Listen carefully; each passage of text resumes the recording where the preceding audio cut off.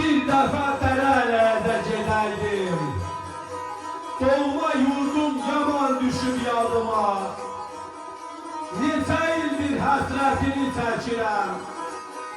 Görəş gelib satacam mı arzuma? Doğma yurdum yaman düşüb yadıma. Yol bağlıdır, gözüm yolda qalıbdır. Bəlkə bir gün Tanrı yetər dadıma. Yol açıla, gedən doğma yurduma. Son qoyula həsrətimə, arzuma.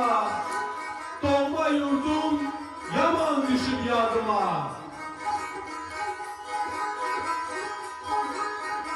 Yalqız qalan bir mahalım oradadır.